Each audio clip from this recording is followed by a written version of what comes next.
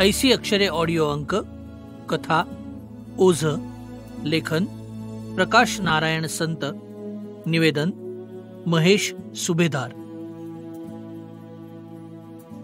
शाळेतला शेवटचा तास चालला होता. सगळ्यांच्याच पोटात कावळे ओरडायला लागले होते. कधी कधी शाळेच्या शेजारी असलेल्या झाडांवर चाललेला कावळ्यांचा दंगा हा आमच्या पोटातूनच आल्यासारखा वाटायचा. मधल्या सुट्टीपर्यंत दप्तरात डबा भरलेला आहे हा विचार सारखा मनात असे. सर्कसच्या तंबूच्या मधल्या खांबासारखाच तो डबा आम्हाला वाटायचा. पण मधल्या सुट्टीत तो डबा रिकामा झाला की त्या तंबूच्या मधल्या खांबाची उंची कमी कमी होत गेल्यासारखी वाटायची. शेवटच्या तासाला तर तो सर्व तंबूच आपल्या अंगावर कोसळत आहे आणि आम्ही सगळे त्याखाली चेंगरले आहोत असं वाटायचं. पोटात भुकेनं गडबड चालू होती. वर्गातली सगळी मुलं सारखी इकडं तिकडं पाहत होती. मागच्या बाजूला भिंतीकडे बसलेल्या काही मुलांच्या मारामाऱ्या चालू होत्या. डोकी भिंतीवर आपटल्याचे, पाठीत गुद्दे मारल्याचे आणि पत्र्याच्या पाट्या डोक्यांवर आपटल्याचे आवाज ऐकू येत होते. मधूनच दाबलेल्या किनऱ्या आवाजातलं कुणाकुणाचं रडणं ऐकू येत होतं. मध्येच एखादा खाली बसायसाठी घातलेली फळी जोरात आपटल्याचा आवाजही आला. पुढं बसलेली सगळी मुलं सारखी इकडं तिकडं पाहत होती. तासाची घंटा झाली तरी मास्तर अजून वर्गात आलेले नव्हते. पण हेडमास्तर म्हणजे हेडमास्तरच असल्यानं ते शाळेतून बाहेर पडायच्या दारासमोर हातातली ती मॅड छडी आपल्याच पायावर आपटत उभे होते. त्यांचं सर्वांवर बारीक लक्ष असतं हे सर्वांनाच माहिती असल्यानं रडण्याचे आणि ओरडण्याचे आवाज जोरात येत नव्हते.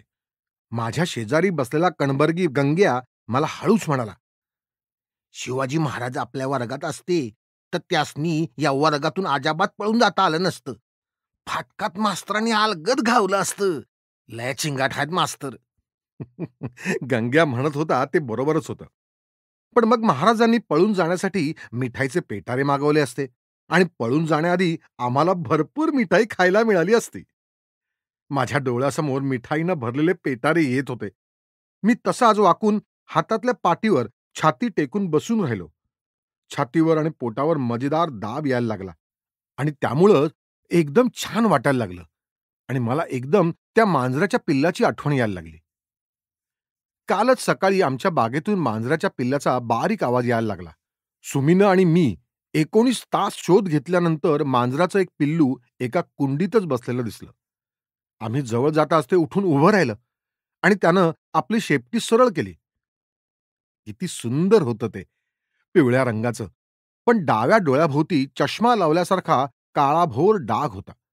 मी त्याला हात लावताच त्यानं आपली पाठ उंटासारखी कमानदार केली आणि ते माझ्या हातावर टेकून उभं राहिलं. आमच्या आजीला मांजराचा फार राग येतो. आमच्या घरात मांजर नाहीच, पण बाहेरून येणाऱ्या मांजरासाठी प्रत्येक दरवाजाच्या मागं एक काठी नेहमी असते. ते पिल्लू आजीच्या नकळत माझ्या खोलीत न्यायचं होतं म्हणून मी ते शर्टाच्या आत लपवलं. त्याचा माझ्या पोटाला झालेला तो स्पर्श अजूनही माझ्या पोटावर आहे.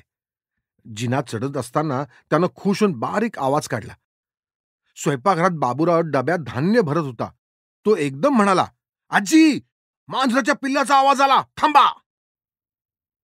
सिनेमातल्या नेताजी पालकरासारखा दबकत दबकत बाबूराव माझघरात आला आणि त्यानं माझ्या जवळचं ते पिल्लू ओढून घेतलं.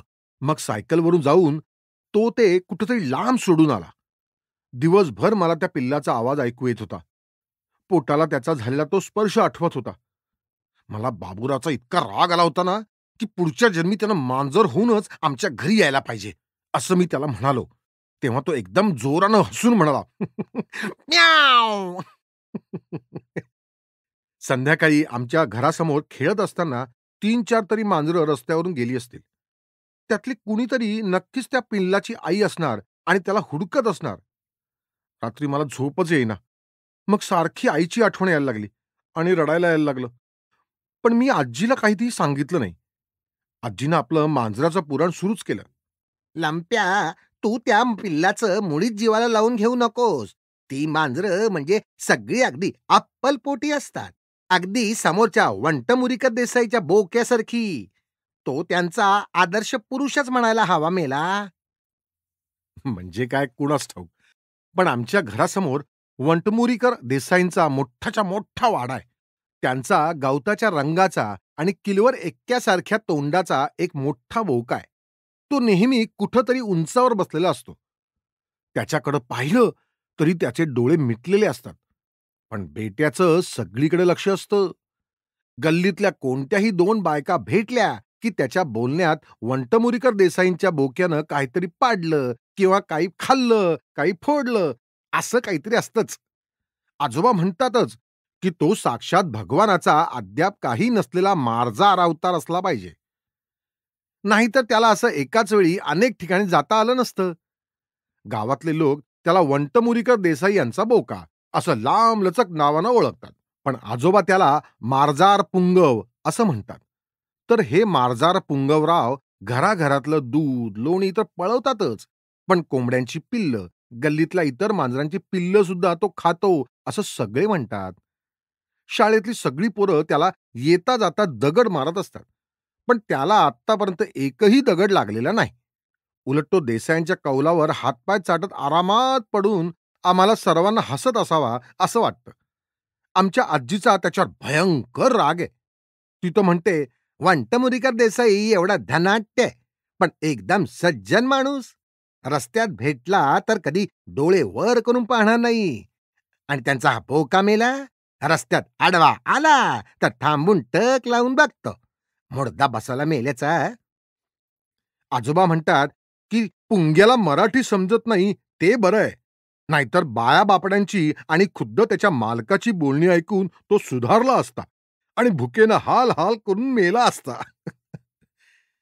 आजी कधी कधी फार कटकट करायला लागली की आजोबा तिला सांगतात, पार्वती, तुझ्यासारख्या चलाख आणि बारीक नजरेच्या इतर बायका आणि त्यांच्या पोरासोरांचं आणि गड्या माणसांचं सैन्य त्याच्या मागावर असतानाही हा पठ्ठ्या कुणालाही पत्ता लागू न देता तुमच्या अगदी नाकाखाली चोऱ्या करतोय. होय, आणि कुणाचं कपाट उघडं आहे, कुणाच्या चुलीवर नुकतंच दूध ठेवलंय. इतकंच नव्हे तर कुणाच्या घरी विद्वान लोक इतर सर्व गोष्टी वाऱ्यावर सोडून सतत पुस्तकात तोंड खुपसून बसलेले असतात. ते सर्व त्याला बरोबर माहिती असतं. हो, तुम्हीच आता एक सभा भरवा आणि त्याचा सत्कार करा. काही सांगू नका तुमचं तत्वज्ञान. त्यापेक्षा तो लडट्टू घरात येऊन चोऱ्या करतोय त्याचा बंदोबस्त करा आधी.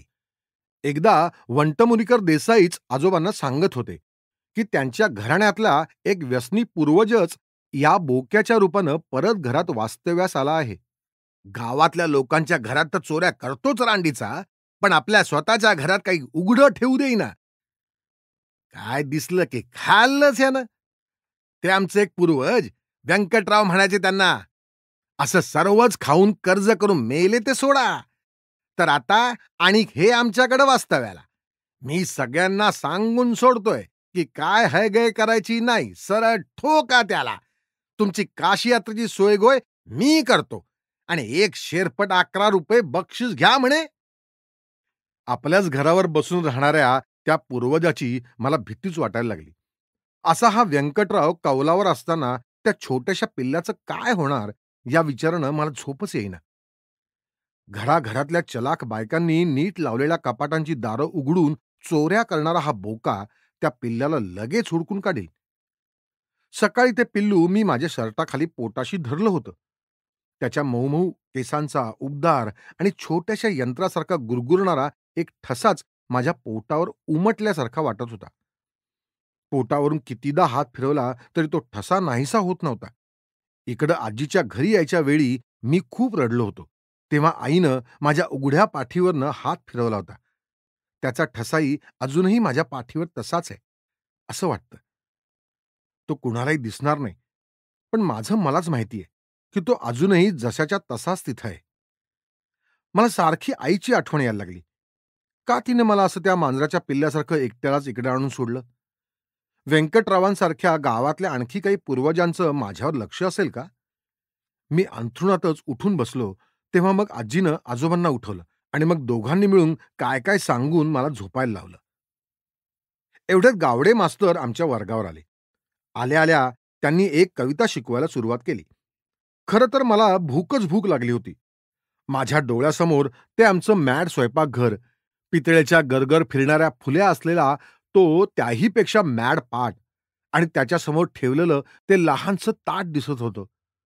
असं वाटत होतं की आसपास जे दिसेल ते सर्व खाऊन टाकावं. मास्तरांच्या टेबलावरचा खडू तो सर्वात प्रथम खाऊन टाकावा. पाटी पोटात मस्तपैकी रुतत होती. एवढ्यात मास्तरांचं एक वाक्य आमच्या डोक्यात शिरलं. ते म्हणत होते, "मुलांनो, तुम्ही अजूनही लहान आहात. तुमच्या आयांच्या रेशमी धाग्यात तुम्ही गुरफटून गेलेले आहात. हे रेशमी वस्त्र किती सुंदर आहे याची तुम्हाला कल्पना नाही. पण या कवीनं आपल्या कवितेत आईबद्दल जे लिहिलेलं आहे ते." मास्तरांचा आवाज एखाद्या जादूगाराच्या कांडीप्रमाणे माझ्या सर्व अंगावरून फिरत आहे असं मला वाटायला लागलं होतं. नंतर तो एकदम खोल कुठेतरी शिरला आहे असं वाटायला लागलं. पाठीवरचा आईच्या हाताचा ठसा, लाजाळूची पानं पुन्हा जशी उलगडतात तसा उलगडत आहे असं वाटायला लागलं. एकदम किती छान वाटायला लागलं. मास्तर आईबद्दल बोलत होते. पण मला वाटायला लागलं की ते माझ्याच आईबद्दल बोलतायत. नेहमी हसणारी, मऊ आवाजात बोलणारी आणि तो मऊ-मऊ हात माझ्या गालावर ठेवणारी. खरं तर आई आली होती त्याला कितीतरी दिवस होऊन गेले. तेव्हा ती इथं आजीकडे आली होती. येताना तिच्याबरोबर बाबा आणि मनी. मनी म्हणजे माझी मॅड धाकटी बहीण. तीही आली होती. जाताना ती आणखी एक लहानसं मॅडसारखं बाळ घेऊन गेली. तेव्हा आजी सारखं म्हणायची, "लंप्या, आता तू या बाळाचा दादा झालास हं." म्हणजे काय मला समजलंच नाही. तर त्यावेळी आई इथं बरेच दिवस होती.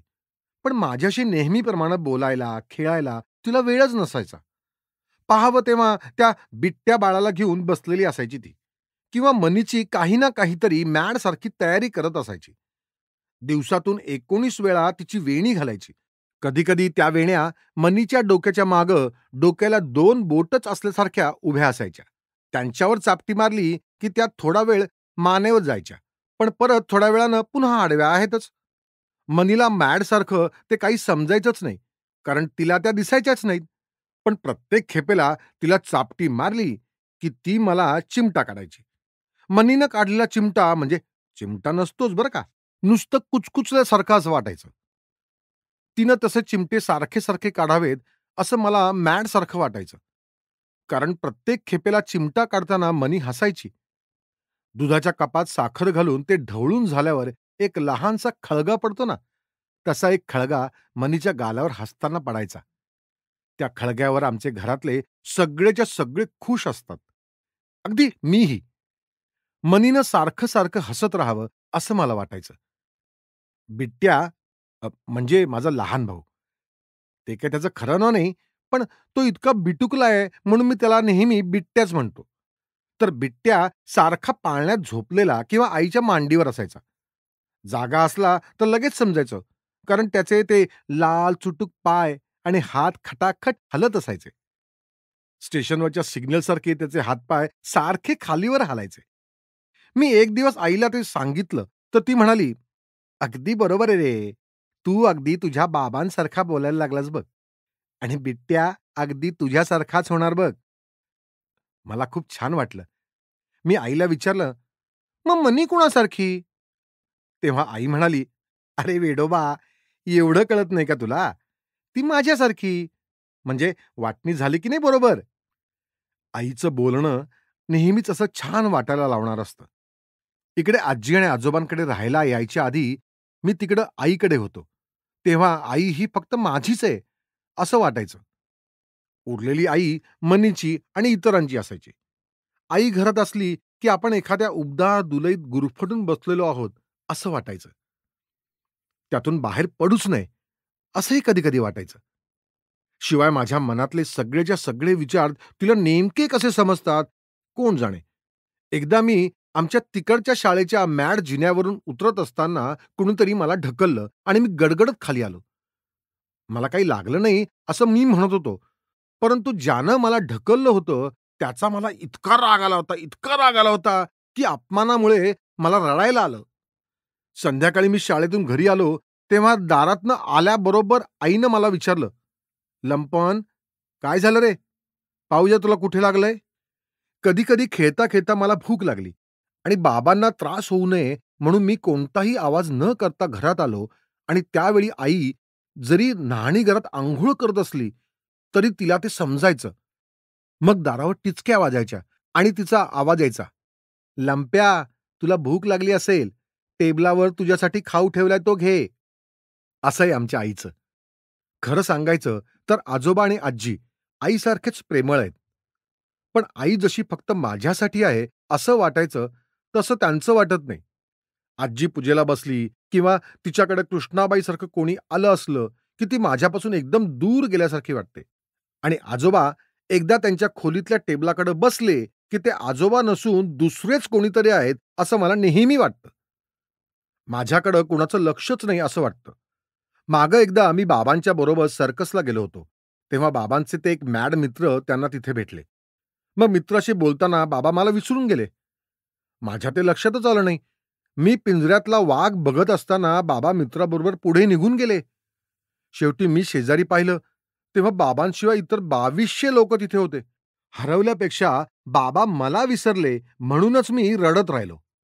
मास्तर सांगत होते ते अगदी बरोबर. आकाशात उडणाऱ्या घारीचं लक्ष जसं घरट्यातल्या आपल्या पिल्लांकडं आकाशातूनही असतं, तसंच आपल्या आईचं माझ्याकडे असायचं. एकदा मी सुमीच्या घराच्या गच्चीत उभा होतो. तेव्हा एकदम झपझप असा वाऱ्यासारखा आवाज आला. एक मोठा पक्षी समोरच्या खांबावर येऊन बसला. आम्ही अगदी जवळून पाहिला तो. त्यांना आमच्याकडे मान फिरवताच त्याची ती टोकदार वळलेली चोच दिसली आणि ते डोळे, ती घार होती आणि माझ्याकडेच पाहत होती. आई अशाच नजरेनं माझ्याकडे पाहत असणार म्हणून मला इतका आनंद झाला. खरं म्हणजे मला आजीकडे राहायला यायचं नव्हतं. त्यावेळी मी खूप खूप रडलो. पण आईनं माझी खूप समजूतही घातली. ती म्हणाली, की "आजोबा आणि आजी बघ कसे एकटेत. त्यांचं एवढं मोठं घर आहे. त्यांना किती कंटाळा येत असेल, हो की नाही? म्हणून मी माझा हा आनंदाचा ठेवा त्यांच्याकडं थोड्या दिवसांसाठी ठेवणार आहे." हे बोलताना तिच्या डोळ्यातून मॅडसारखं पाणी येत होतं. आणि मग तिनं मला आपल्या छातीशी घट्ट धरलं. त्यावेळचा तो आईच्या पदराचा वास मी अजूनही विसरलो नाही. तो वास म्हणजे आई आहे, असं मला मॅडसारखं वाटतं. आई बरंच काय काय बोलत होती, पण मला त्यातलं काहीच समजत नव्हतं. पण नंतर बाबा मला इकडे आजोबांच्या मोठ्याच्या मोठ्या घरात पोचवून गेले. आजीला खूप आनंद झाला. त्यावेळी ती रडली सुद्धा. इथं आल्यावर मला सारखं सारखं रडायला यायचं. संध्याकाळी खेळून आल्यावर, हातपाय धुवून झाल्यावर किंवा रात्री झोपायच्या आधी खूप जोरात रडावं असं वाटायचं. घसा दुखायला लागायचा. का ते मला कळायचंच नाही. आजोबा आणि आजीला वाटायचं, की मला कुणीतरी काहीतरी म्हणालं असेल. ते 40 वेळा तेच तेच प्रश्न मला विचारायचे. शेवटी मॅडसारखे गप्प बसून राहायचे. एक दिवस मी असाच एकटाच बसलो होतो आणि मला रडावंसं वाटत होतं. तेव्हा आजोबा मला म्हणाले, "चल, तुला गंमत दाखवतो." मग मला घेऊन ते माडीवरच्या एका खोलीत गेले. ती खोली लहानच होती. तिला निळा रंग होता. निळे पडदे होते. टेबल क्लॉथही निळाच होता. तिथं एक पुस्तकांनी भरलेलं कपाट होतं. कपाटावर एक फोटो ठेवला होता. त्यात एक छानशी 2 वेण्या घातलेली एक मुलगी उभी होती. आजोबा म्हणाले, "तो बघ कुणाचा फोटो." पहिल्यांदा मला काही समजेनाच. ती मुलगी हसत होती आणि माझ्याकडेच पाहत होती. तिचे डोळे ओळखीचे वाटले. मग एकदम डोक्यात प्रकाश पडला. तो आईचाच फोटो होता. केवढीशी लहान होती ती. माझ्यापेक्षा थोडीशी मोठी. तो फोटो पाहिल्यावर मी सगळं विसरलो आणि हसायला लागलो आणि म्हणालो, "आई!" मग आजोबांनी ती सर्व खोली आणि तिथल्या वस्तू मला दाखवल्या. ते आईबद्दल कितीतरी वेळ बोलत होते. मला आपण आईच्या कुशीतच आहोत असं वाटायला लागलं. तेव्हापासून मी त्याच खोलीत झोपायला लागलो. पण तरीही आईची आठवण येतेच अजूनही. परवाच आईनं आजोबांना लिहिलेल्या पत्रातून फोटो पाठवले होते. त्यात बिट्ट्या आणि मनी अगदी आईच्या जवळ बिलगून उभे होते आणि सगळे हसत होते. तो फोटो पाहून आजोबा आणि आजी खुश झाले. पण मला मात्र रडायला यायला लागलं. त्या एकाही फोटोत मी नव्हतो आणि माझ्यासाठी जागाही नव्हती. आई मला विसरलीच आहे असं वाटायला लागलं. फोटोत सुद्धा त्या बिट्ट्याकडे सारखी ती पाहत होती. मास्तर इतकं छान बोलत होते की माझा घसा पुन्हा आईच्या आठवणींनी दुखायला लागला. कणबर्गी गंग्या आ करून मास्तरांकडे पाहत बसला होता. दोरकड्या खाली मान घालून रडत होता. एवढ्यात घंटा मॅडसारखी वाजली. दप्तर खांद्याला अडकून मी घरी निघालो. पळावसं वाटतच नव्हतं. दप्तर आजोबांच्या डेस्कवर टाकलं. हातपाय धुवून स्वयंपाकघरात गेलो. भिंतीला पाठ टेकून पाटावर बसलो. मास्तर सांगत होते ते आईच्या मायेचं रेशमी वस्त्र माझ्या अंगावरून कुठेतरी पडून गेल्यासारखं वाटत होतं. आजीनं ताट माझ्या समोर ठेवलं. ते मी सर्व खाल्लं आणि तसाच भिंतीला टेकून पाय पसरून बसून राहिलो. चड्डीच्या फाटलेल्या पायातून एक दोरेबुवा बाहेर पडले होते. त्यांना चिमटीत धरून मी बाहेर ओढायला लागलो.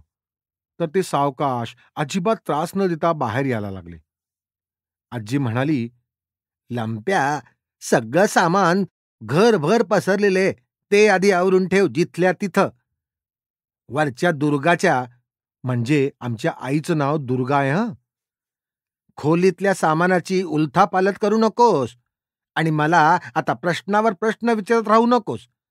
आणि ते फाटके कपडे घालू नकोस बघू. समजलं ना?"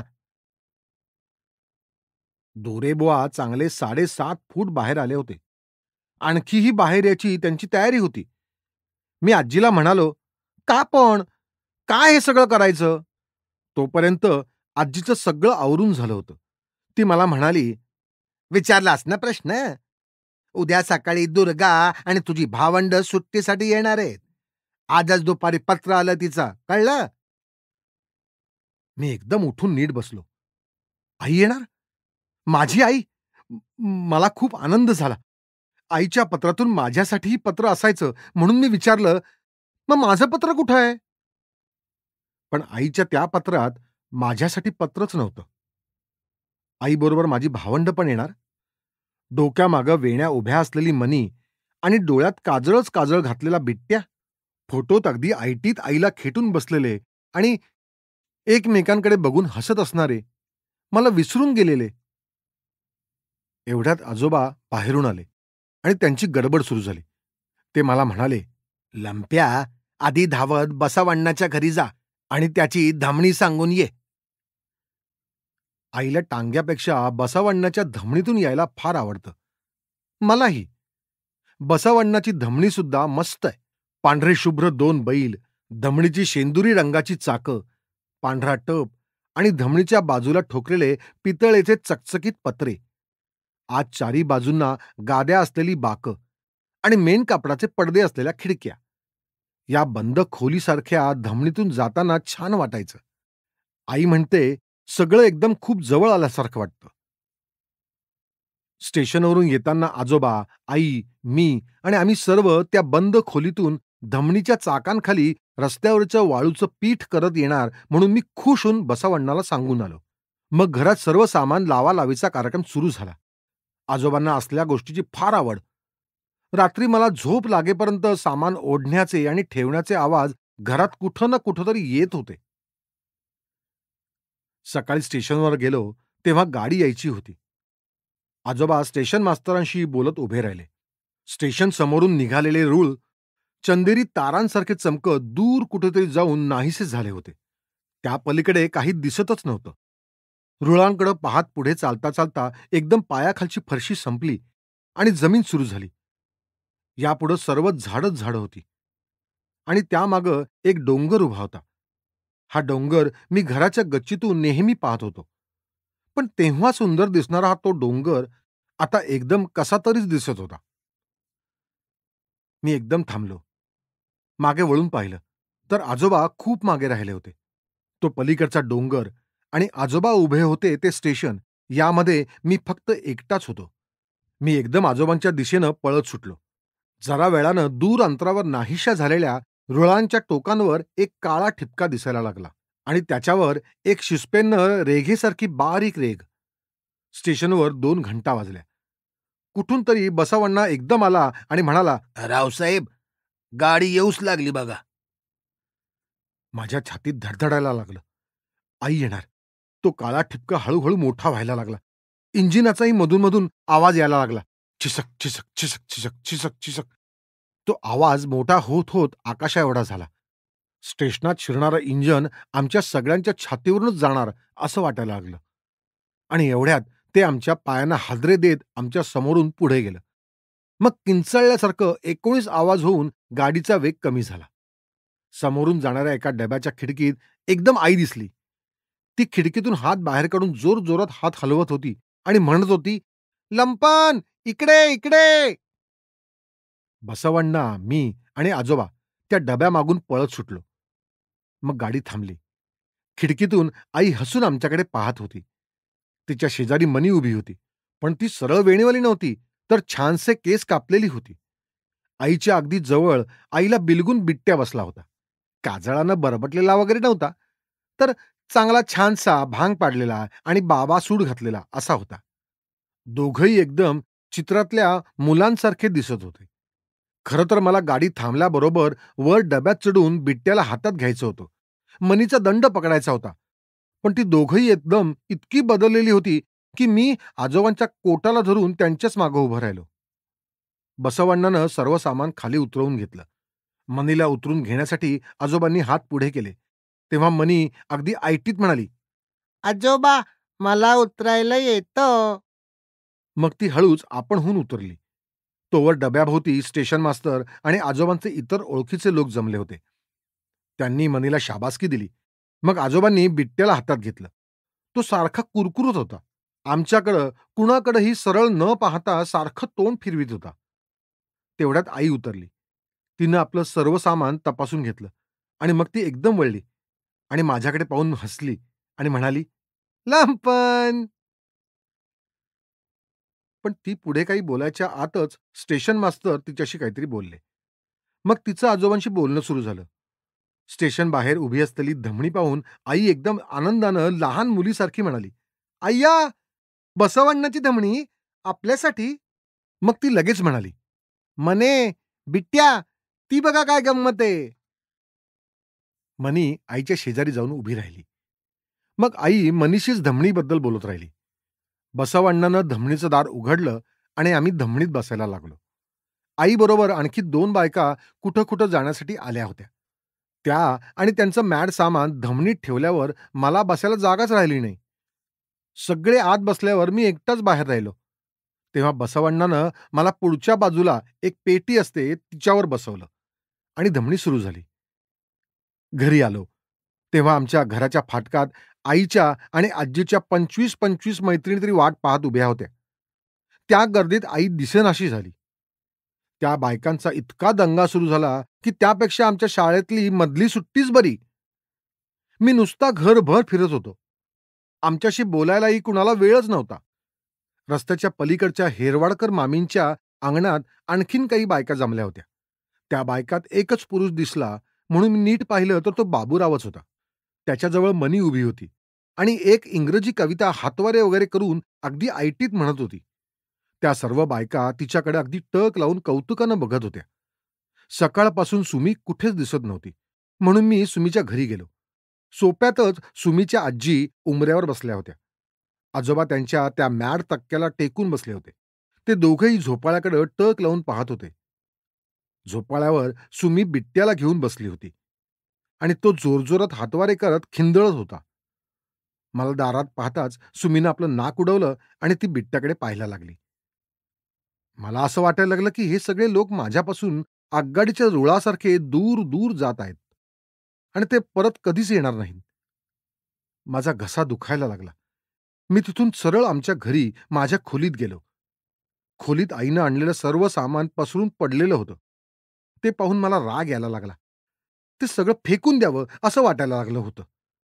तेव्हापासून मी आईची वाट पाहत होतो आणि आता आता ती घरी येऊनही माझ्याकडे पाहतही नव्हती. माझ्या पाठीवरचा तो हातांचा ठसा काट्याचाच असावा असं मला वाटायला लागलं. स्टेशनच्या टोकाकडून पाहिलेल्या त्या डोंगराची मला आठवण आली. मला वाटलं त्यावेळीच मी त्या डोंगराच्या पलीकडे जायला हवं होतं. मी पलंगावर चढलो आणि उशीखाली डोकं खुपसलं. म्हणजे म्हणजे मला काही दिसायला नको. मला इतकं रडायला यायला लागलं की ते आवरेनाच. मी मॅडसारखा रडत राहिलो.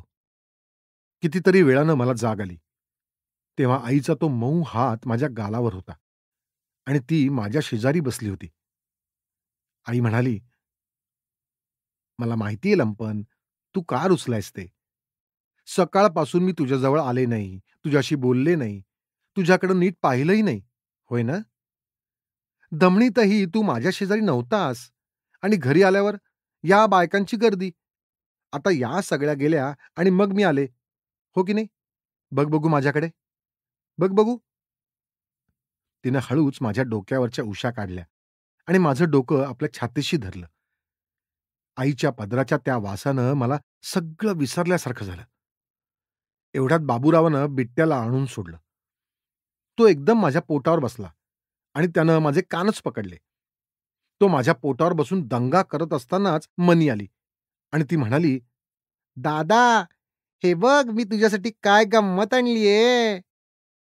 तिनं लाल कागदात छान बांधलेला एक खोका माझ्या हातात दिला. मनी माझ्याकडे पाहून हसत होती.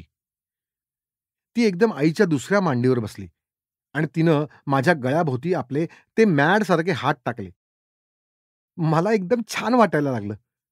पाठीवरचा आईच्या हाताचा ठसा तो पुन्हा लाजाळूच्या पानासारखा उलगडायला लागला. मनीच्या बिट्ट्याच्या वजनानं मला श्वासही घेता येईना. आईचा हात माझ्या गालावरच होता. त्यावर हात ठेवत मी आईला म्हणालो, "आमच्या तिघांचं तुला वजन झालं का गं?" आई हसली आणि म्हणाली, "ते वजन नाही लंपन, ते माझं प्रेमाचं ओझं आहे." मग आईनं आम्हाला तिघांनाही आपल्या मिठीत घेतलं. त्या गर्दीतही आईच्या डोळ्यातून आलेल्या पाण्याचा एक थेंब माझ्या गालावर पडला.